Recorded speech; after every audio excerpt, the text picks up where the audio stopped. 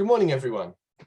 My name is Julian Turnbull. Welcome to our Christ Central morning devotional this morning. This morning we're continuing our journey through Mark. So we're in Mark chapter 5 and I'm starting at verse 21. When Jesus had again crossed over by the boat to the other side of the lake, a large crowd gathered around him while he was by the lake. Then one of the synagogue rulers named Jairus came there. Seeing Jesus, he fell at his feet and pleaded earnestly with him, "My little daughter is dying. Please come and put your hands on her so that she will be healed and live." So Jesus went with him. A large crowd followed and pressed around him, and a woman was there who had been subject to bleeding for 12 years. She had suffered a great deal under the care of many doctors and had spent all she had. Yet, instead of getting better, she grew worse. When she heard about Jesus, she came up behind the crowd and touched his cloak, because she thought, "If I touch his clothes, I will be healed." Immediately her bleeding stopped, and she felt in her body that she was freed from her suffering. At once, Jesus realized that powers had gone out from him. He turned around in the crowd and asked, "Who touched my clothes?" "You see the people crowding against you," his disciples answered, "and yet you can ask, 'Who touched me?'" But Jesus kept looking around to see who had done it. Then the woman, knowing what had happened to her, came and fell at his feet and, trembling with fear, told him the whole truth. He said to her, "Daughter, your faith has healed you. Go in peace and be freed from your suffering." While Jesus was still speaking, some men came from the house of Jairus, the synagogue ruler. "Your daughter is dead," they said. "Why bother the teacher any longer?" Ignoring what they said, Jesus told the synagogue ruler, "Do not be afraid, just believe." He did not let anyone follow him except Peter, James, and John, the brother of James. When they came to the home of the synagogue ruler, Jesus saw a commotion, with people crying and wailing loudly.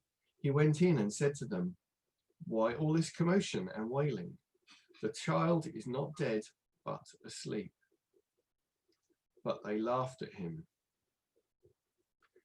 After he put them all out, he took the child's father and mother and the disciples who were with him and went in where the child was. He took her by the hand and said, "Talitha kum," which means, "Little girl, I say to you, get up."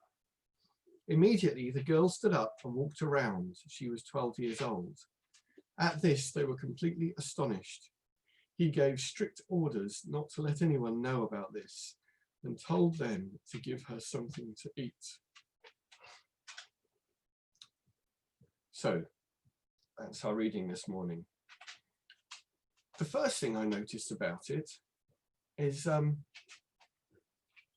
right at the end here, we carry on with Jesus saying, first of all, don't tell anyone. Secondly, feed the girl. He's still got this continuous don't tell anyone. And while you're pondering that, we'll think about some other things as well. So last week, Jesus had been over to the other side of the Lake of Galilee, and he'd been very busy there. And now he returns to the Jewish side. And as they're pulling the boat up on the land, a leader of the synagogue comes, pushes through the crowd, and falls at his feet.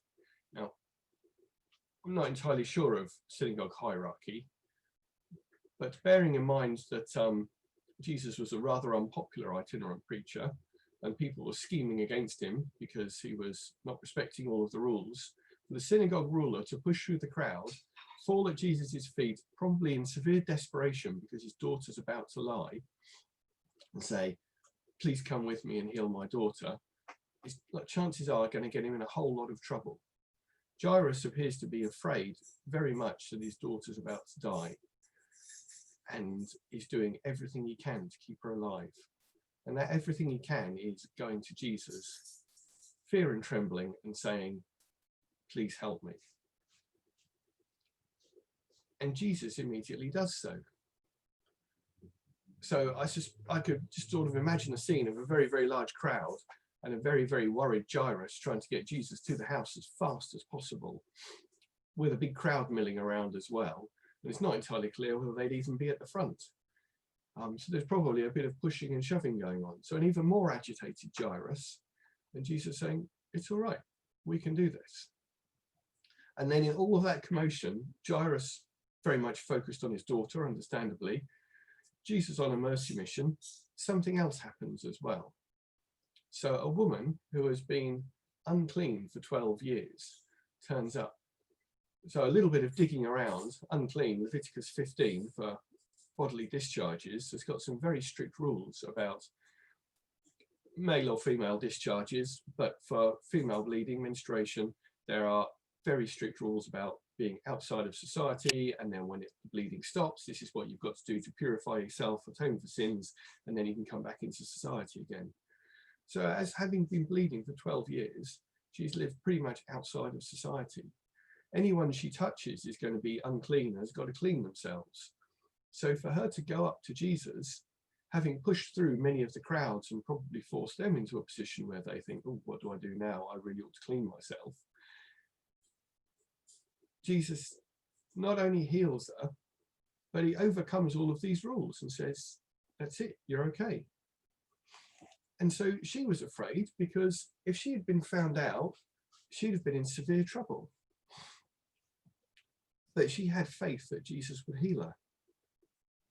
And he does. And where are we? And not only that, he knows that he has, and he tells her it's because of her faith.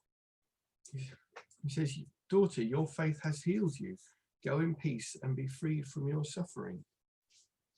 And we need to remember it's not just the sincerity of faith, it's the sincerity of faith in God, because God has the healing. But there's an expectation on her part that she will be healed. So, okay, so we've had a little pause here. I can just imagine Jairus getting even more agitated when someone turns up from his place to say, whoa, don't bother anymore.